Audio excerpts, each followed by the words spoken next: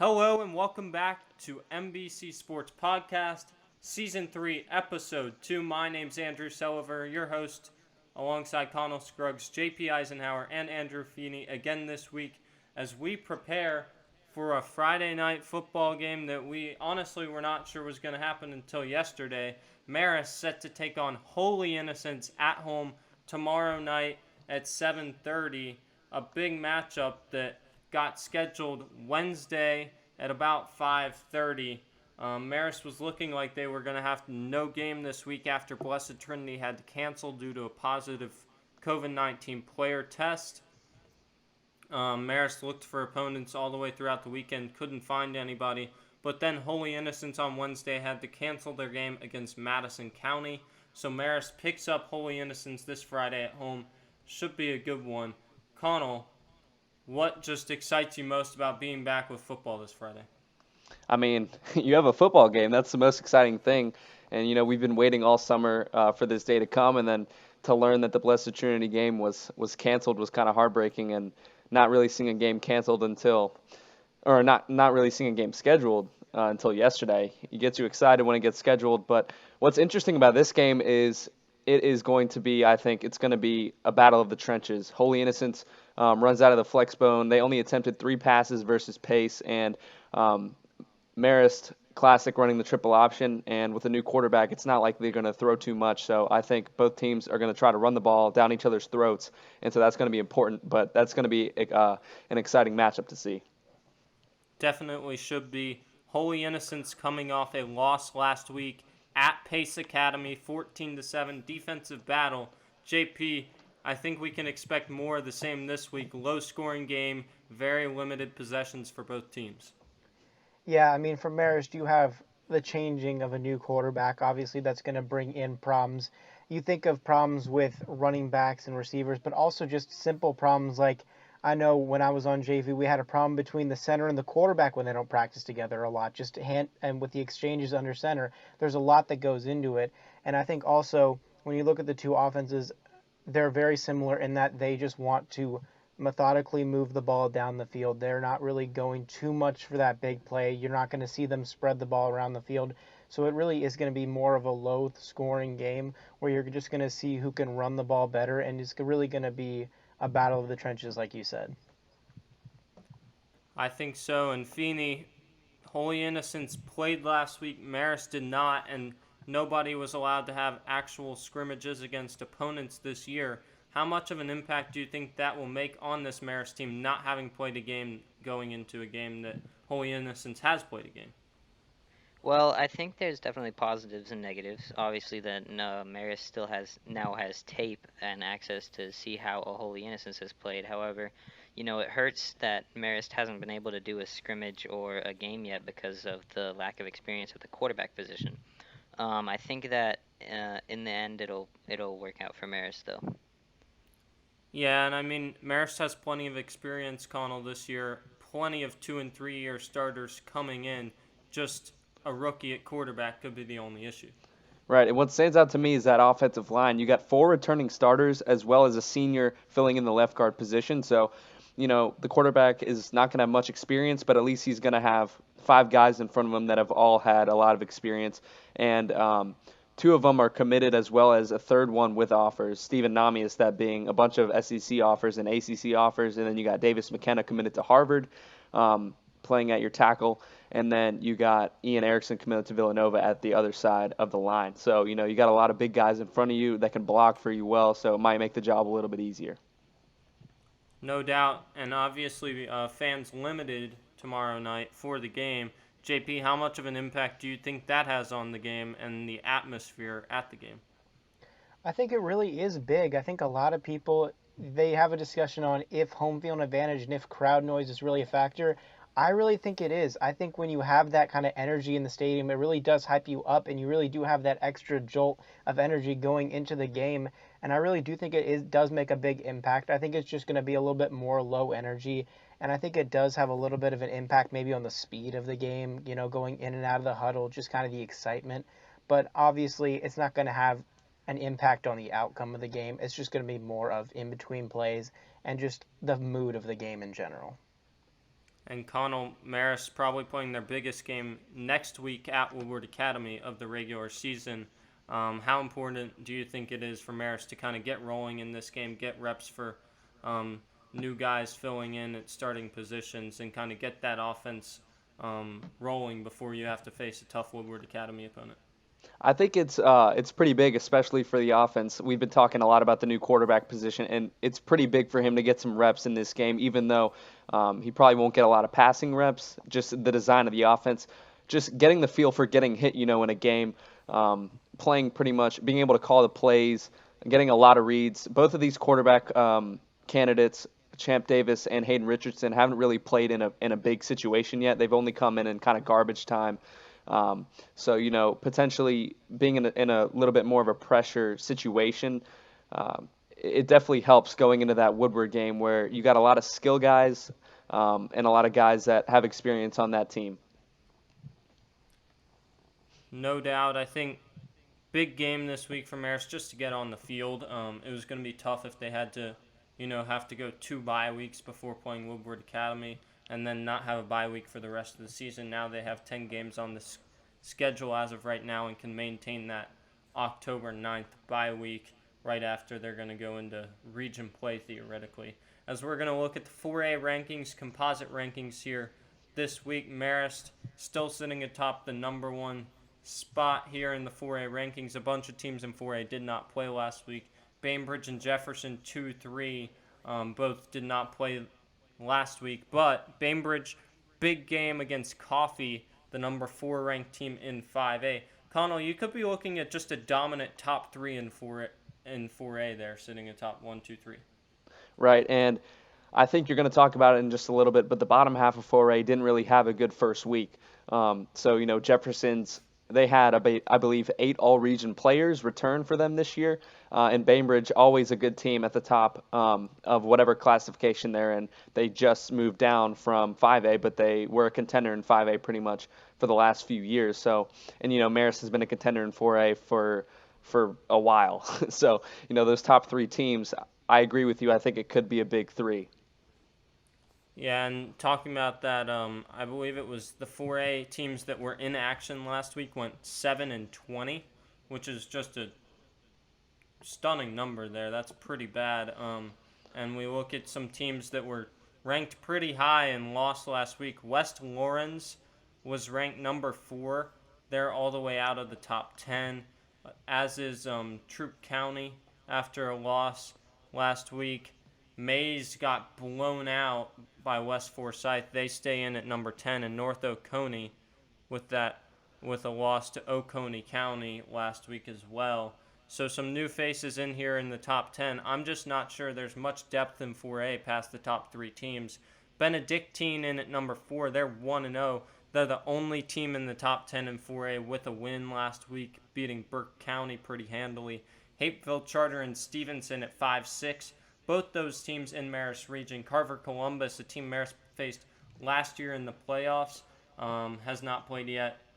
They're at 7. Flowery Branch at number 8. They lost to Pius last week by 10 in the Corky Kell. Jenkins in at number 9 has not played a game. And then Mays in at number 10 got absolutely destroyed by West Forsyth. But JP, you see there, still 4 teams in this Marist Region 6 4A in the top 10. Going to be a tough season when we get into region play as well. Yeah, and I think really when you look at the mindset, it's really everyone's focused on the region play right now because you really don't know what's going to happen with these other games. But region play is what's most important right now with COVID and all the cancellations. And you look at, a lot of the counties already delaying to October and November starts. You really do have to look at this and look at those region games and focus on those first. Yeah, and we talked about it last week and mentioned it again. DeKalb County has postponed through the 1st of October. Fulton through, I believe they're allowed to resume next week as of right now, and they haven't made any changes since last week for either of those counties. But 4 of the teams in Marist region are in DeKalb County and then 1 in Fulton County. So if those school districts do decide to postpone further, that could definitely have an impact on the Marist season. As we move into our games of the week on the high school side, Last week, I went 5-0, Feeney 4-1, and then JP and Connell 3-2. Y'all all thought Woodward was going to beat Elka. Elka came up with a big 14-0 win, blanked them. That was a big game last week for both teams, but we'll start it off here with a little private school matchup. Lovett at GAC. Lovett, the number 7th ranked team in 2A. GAC, the number 3 ranked team in 3A. This one's at GAC at 7:30 tomorrow night. Lovett coming in off not playing last week, and GAC coming off a big win against Denmark 20-0. They held them to 31 rushing yards and had 6 interceptions. Saiku White with 3 of those interceptions. I think the GAC Spartans defense will hold tough again this week against Lovett and come out with another dominant win. Yeah, I agree with Andrew here. Unlike last week when I picked against GAC, I picked Denmark to beat them. I'm going to go with GAC this week. I'm going to try to learn from my mistakes.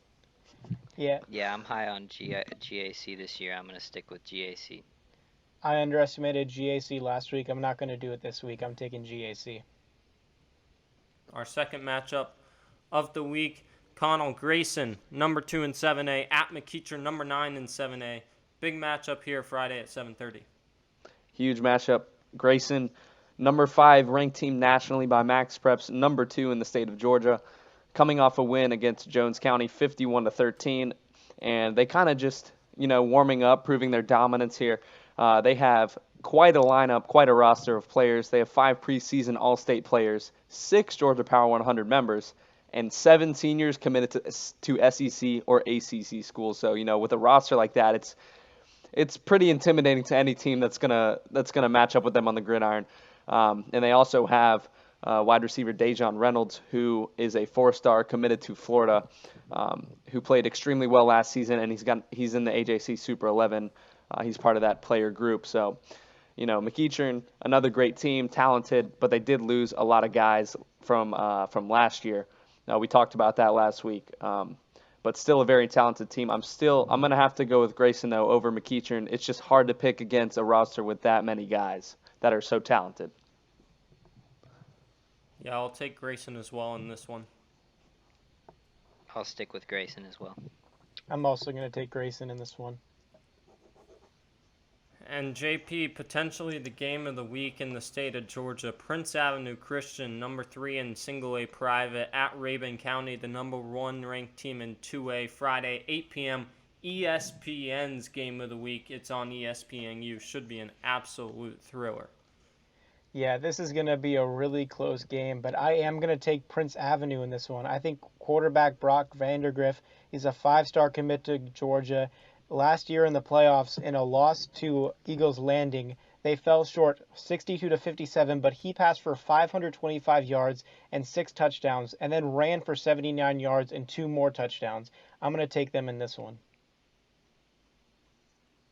I think I'll go with, I'm pretty sure I'm going to stick with Rabun this week. It's a really tough matchup. It's going to be a shootout, I think. But at the end of the day, I think Rabun just has more talent. Yeah, I agree with you there, Feeney. I think Rabun County just has the talent there. I think Prince Avenue, obviously a great team, went to deep in state last year until they lost to Elka. But I think quarterback over there at Rabun County, Gunnar Stockton, also a 5-star. He's just a junior, committed to South Carolina, I believe.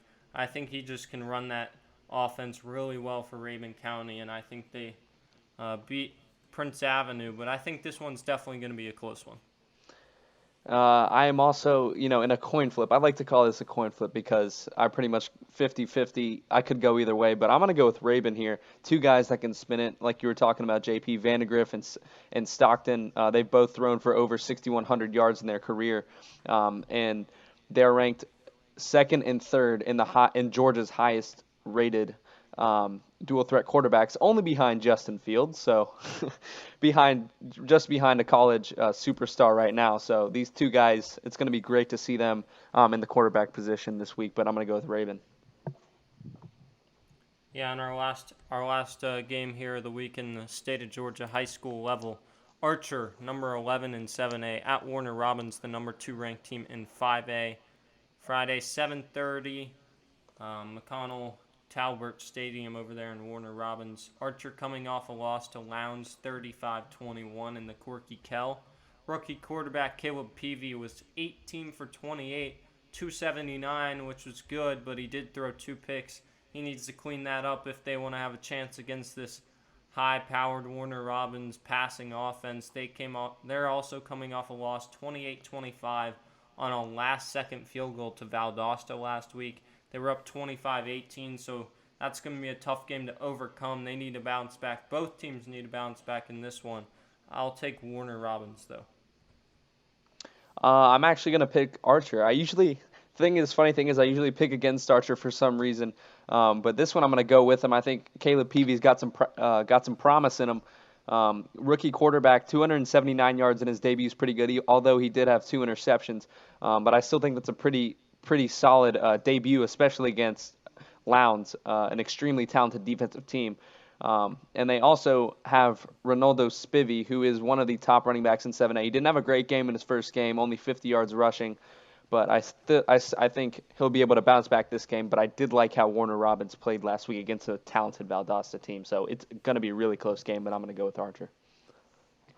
Yeah, I agree, Connell. It's going to be a really close game. It's a tough decision, but I think I'm going to agree with Sel here and go with Warner Robins.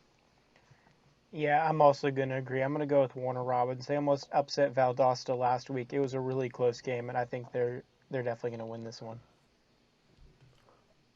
As that'll wrap up our high school segment for the week, we'll move into a little bit of college football finally this week as the real season really gets underway here with ACC football starting this week. SEC still a few weeks away, but we'll take you through a few games of the week in the ACC, and then we'll pick our playoff predictions. First up, Syracuse at UNC Saturday at noon. Connell, this is a tough game to pick in the ACC this week. UNC coming in with a lot of hype, though, this year. Yep, UNC, a lot of hype, like you said, mainly due to Sam Howell, sophomore quarterback. He threw for 3,600 yards last season. Great freshman season for him. And only 7 picks, which is good out of a freshman, especially tough in that ACC. But, I think UNC, like you said, they got a lot of hype. Sam Howell, he's very promising. I think I'd qualify him as a top 10 quarterback in college football right now for sure. So I think, with him leading the team, I think UNC is going to win this one by a pretty good margin, but I don't think they're going to cover the 22.5 point spread that they got on Syracuse.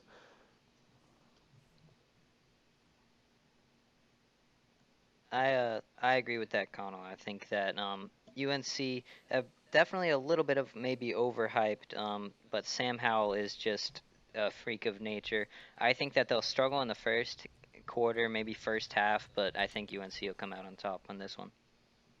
I think in this game and in this season, they're going to live and die by Sam Howell, and I think in this game they're going to win with Sam Howell.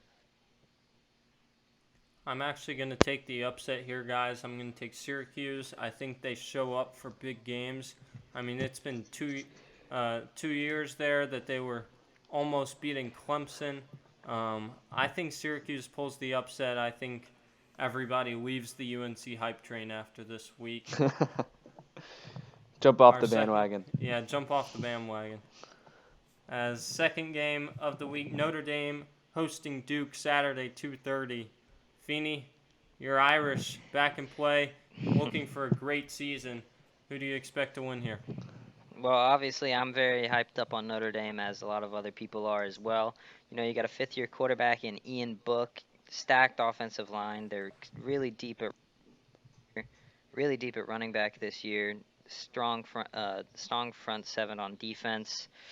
And Duke is coming to Notre Dame at the end of the day, and even with less capacity, I think that Notre Dame's environment is crazy. It might be close in the first quarter, but I think Notre Dame wins this one by at least 3 touchdowns.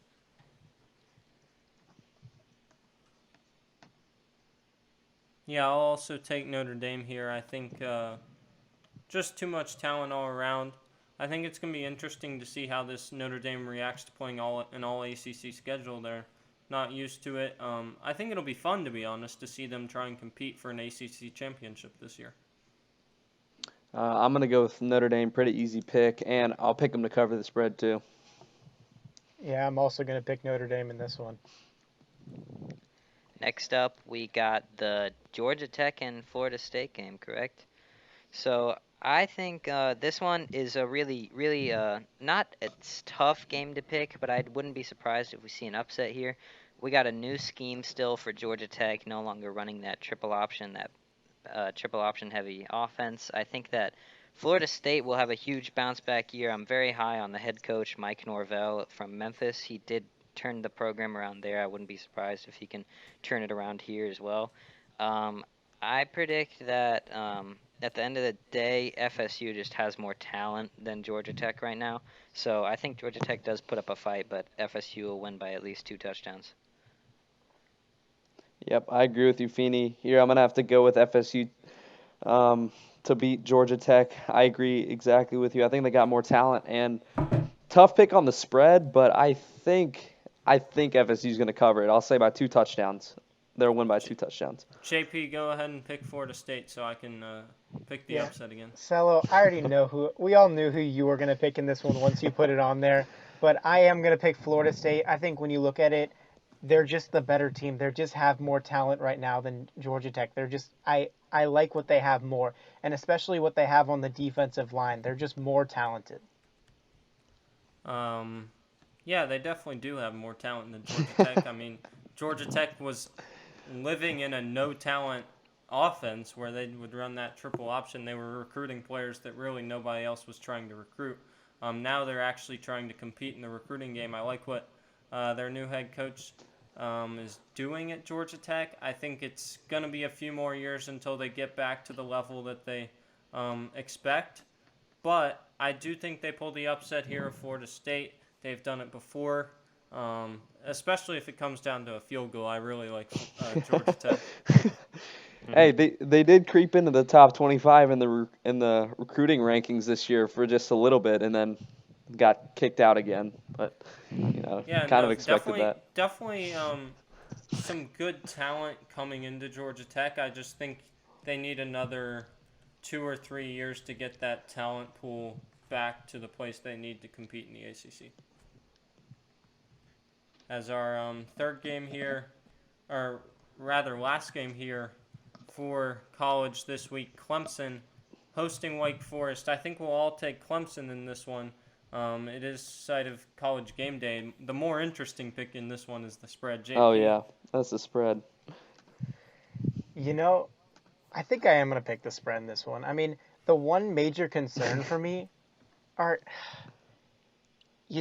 33 points.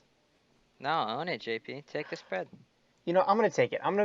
I feel like taking it right now. The one problem I have is their top receiver is Amari Rodgers, and then after that, it is a lot of new players. It is really going to be Trevor Lawrence having to step up with a lot of younger receivers, but you do still have Travis Etienne there in the backfield. So I'm going to take the spread. So wait, no, so you think Clemson is covering or they're not covering? He thinks Clemson's covering. You know what? I don't think they're. I don't think they get to 33. So you don't. So you think they're not going to cover? Make up your mind. I can't make up my mind on this one. Come on, just gotta pick one. I don't think they're getting to 33. We're all picking Clemson to win. We're all picking Clemson. I don't think they get to 33. Yeah. We're all picking Clemson to win. I think we could save time and just say we are all going to pick Clemson to win. But what I want to hear what y'all think about the spread. I think they'll win by 4 touchdowns, but not. I mean, I wouldn't be surprised if they cover the spread, but I think early in the season, their defense is got a lot of new players, so I wouldn't be surprised if they just win by 4 touchdowns. I give them a 24-point win. No, I think Clemson covers the spread in this one. I'm gonna go with Andrew here. I think they're gonna cover it. They got ETN. They have Trevor Lawrence. I don't care what receivers you put there. He'll throw to whatever receiver you give. With the Venables defense, I don't see them giving up more than 10 points to Wake Forest, which means they would only have to score like 40. So I think they can do that.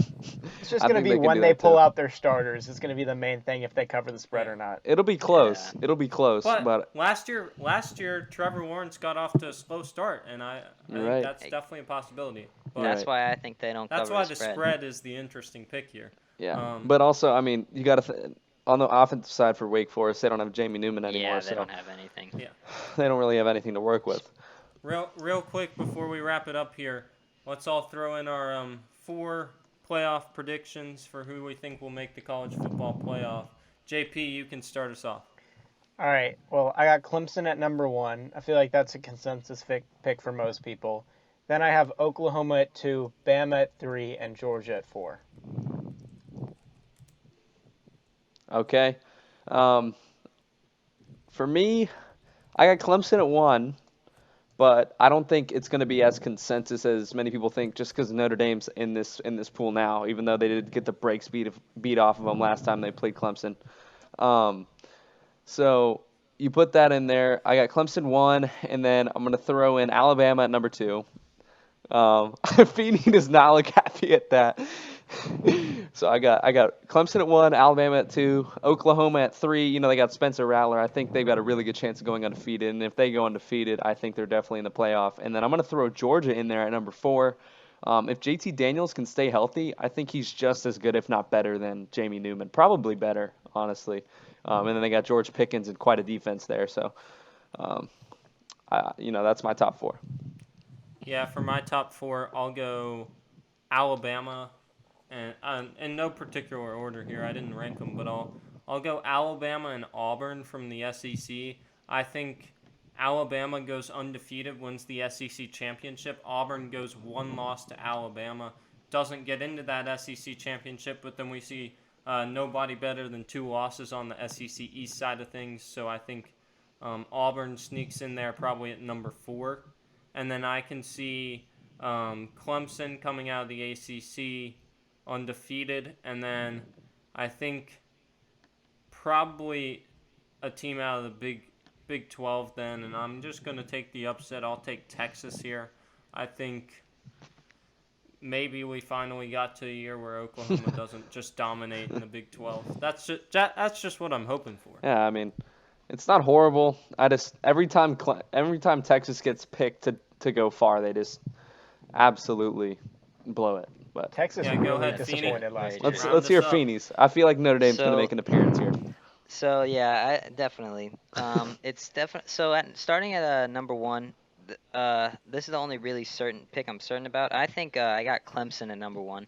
I think they'll go 10-1. They'll go undefeated in the regular season when they undefeated in the regular season, but in the ACC championship, I expect them to lose to Notre Dame. I don't think they can beat Notre Dame twice. Um, and then at number 2, it's kind of surprising, but I have Auburn at number 2. I'm high on Bo Nix. That defense is really good. They have a lot of weapons on offense too. I think that Bo Nix matures a lot. I think that they win the SEC championship and they slip up one time in the regular season against not Alabama, but either LSU, Florida, something like that. And then I got number 3. I got Notre Dame coming in at 10-1. I expect them to slip up in the regular season against either Clemson or Louisville, and then win the ACC championship over Clemson. And then at my number 4, I got Alabama. I still think Mac Jones is a solid quarterback, and I think that Alabama will slip up against Auburn and UGA. Here's the thing. Feeney, hold on. Feeney, a question for you Mhm. there. If Absolutely. If you have Notre Dame and Clemson both at 10-1, and you have Clemson winning the regular season matchup, Notre Dame winning the ACC championship matchup, theoretically, wouldn't Notre Dame be in ahead of Clemson? This is really hard. I'm not 100% sure about the numbers. Those are my 4 teams, 100%. But I think I agree with you. It's tough to pick, but I think that still people are more high on Clemson than they are Notre Dame. Yeah. So I think that Clemson will stay at the 1. And So I think what could happen here is that Clemson maybe wins a game 1 by a good margin, maybe 10 points ish, 7 to 10 points, and then Notre Dame maybe sneaks a win in by 3. So that Yeah, could that's what happen, I'm and then thinking. Clemson probably be graded higher. But And you like said Yeah, and Exactly. definitely a lot still to figure out with college football. I mean, for all we know, Big Ten could come back and start in October, and we could have Ohio State in the college football Yeah. playoffs. So we'll see how it plays out in college and in high school. But we're super excited to cover the game tomorrow night for you. Marist, Holy Innocents, 7:30. Hughes Spalding. Make sure to tune in on NFHS Network. MBC Sports will have all of your coverage there, taking you up to kickoff and then the full game. Should be a good one. Exciting to have Marist football back and playing. But on behalf of JP Eisenhower, Connell Scruggs, and Andrew Feeney, my name's Andrew Selliver, signing off here from Season 3, Episode 2 of the MBC podcast. Make sure to tune in tomorrow night, guys.